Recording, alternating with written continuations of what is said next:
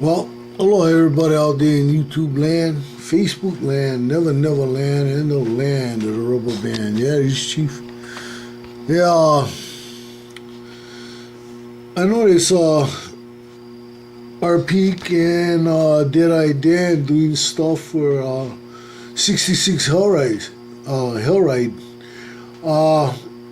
And it's understandable, you know, what brother Jason is struggling with, you know, the ALS and all that, to step up and make videos for him, and that is very, very noble. And I gotta start going through my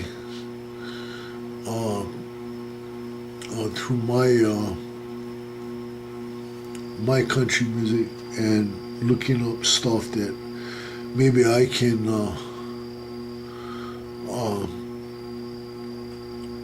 also do. I'd like to be able to honor this man. I hadn't known Jason except for I knew who he was, you know, in the Garage Gang. But I didn't know everything about Jason. Then later on, I found out what he suffered with and all that. But we still hadn't become, you know, acquainted yet. And then just one night he came on. I was on my laptop and he came on. I was looking at some Garage Gang stuff in Google Plus, and bam, he popped up. I mean, we had a few, you know, just regular chat, you know, typing stuff out. But he came on and we had a nice long chat, and I found out that Jason had been on my island. He had been on my island back, I think it was like 91, 92. I was working, I was in construction then, you know, I hardly went anywhere else but work. But I don't know, I might have ran into this guy down at the beach, because that was my deal, you know. I went to work and I went down to the beach. You know, I love the beach, so I might have ran into him, you know. Back then I smoked a lot of herbs, man. I mean,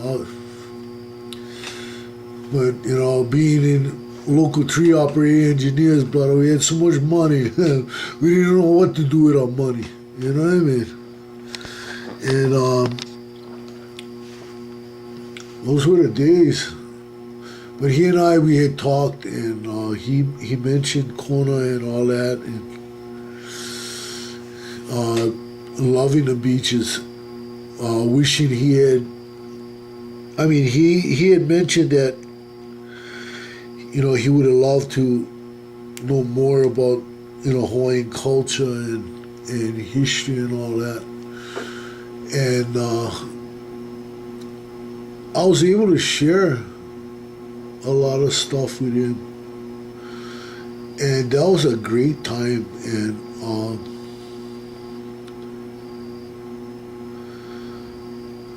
I'm kind of hoping that, you know, I'll see him again, man. You know, he'll be able to, you know, get up on a computer. I know his girlfriend's doing everything for him, you know, doing, you know, taking care of all his needs. I know it must be rough, man. ALS. And I have a friend that has MS, and for the longest time I had, you know, I was really attracted to her, but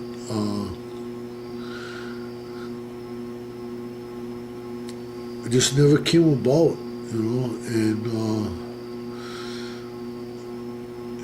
you know,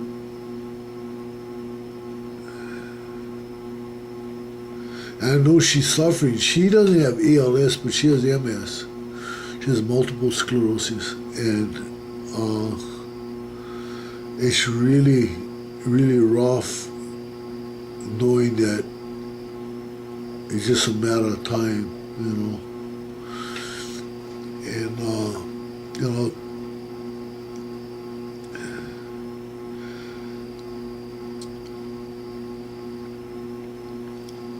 and after meeting Jason, you know, I knew that when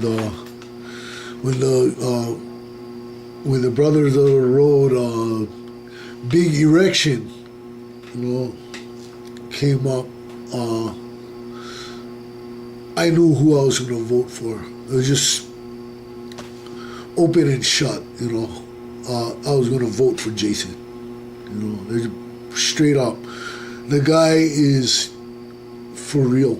I mean, I met a lot of tough guys that could, you know, that could swing, but you know, Jay is showing me something from a different perspective.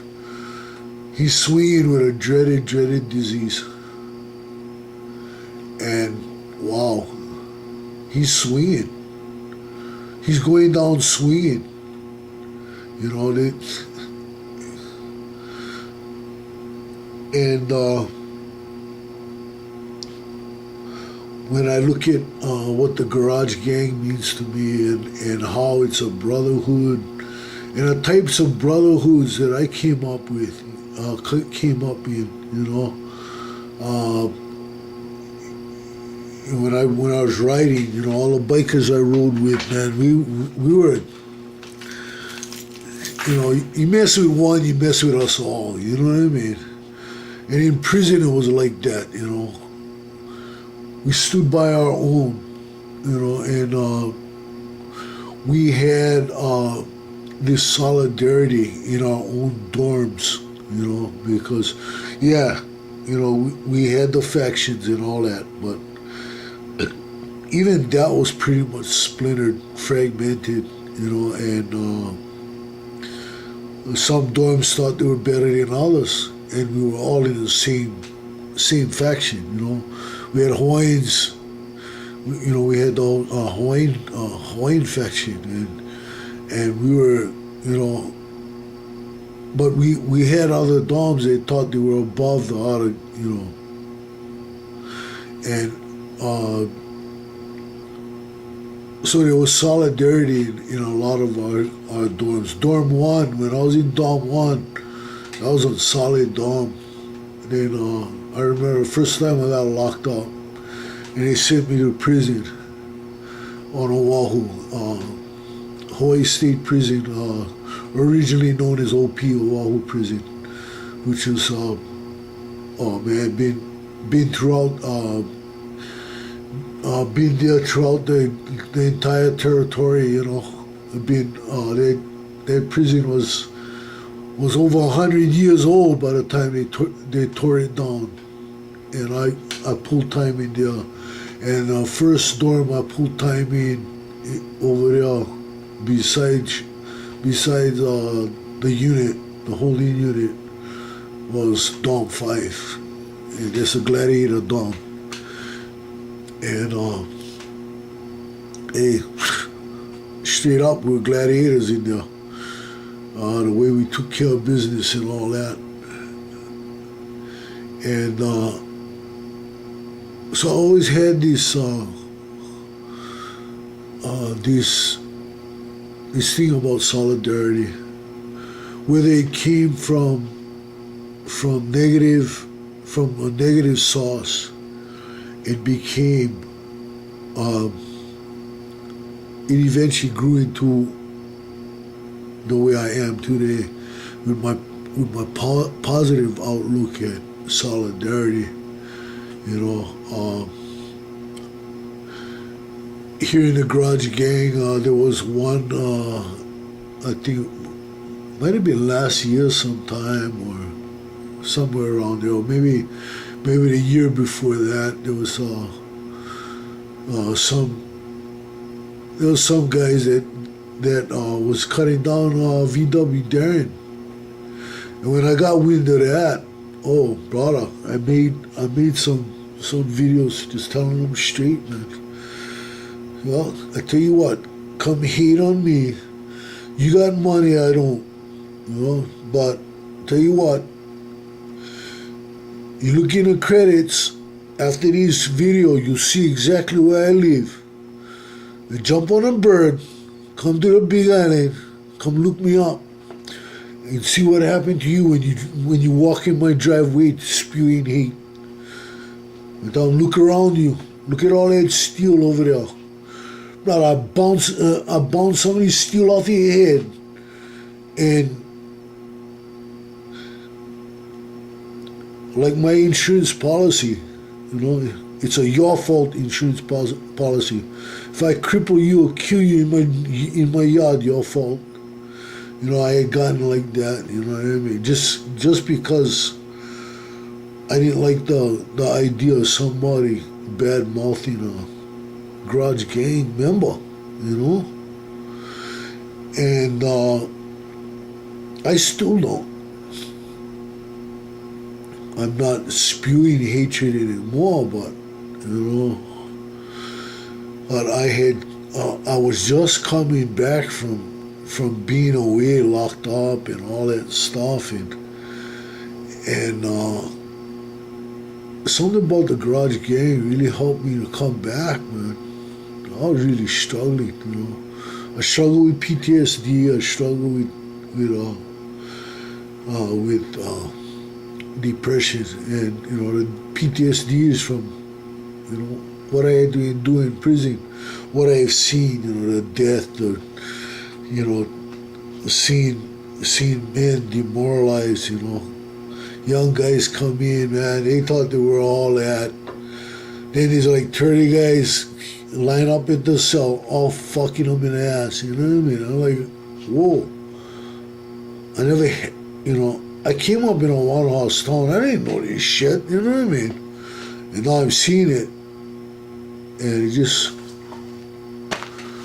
I didn't realize the damage it did. So when I had started out in a garage gang, and a lot of those videos can never be retrieved because I was getting hacked, and I ended up shutting down that other channel, and I lost everything. There was no way I could transfer all my old videos over to this channel. Just couldn't be done. And I lost all of that. And, if I was able to bring that up, a lot of you guys would have been able to go back over my old stuff, and you would see who this guy Chief is, But I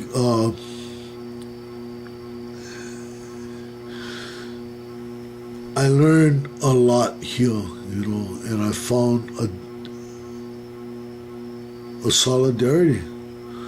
It was solid. It was almost like how it was in the joint with the gangs and all, but different. We're not talking about going to war. We're not talking about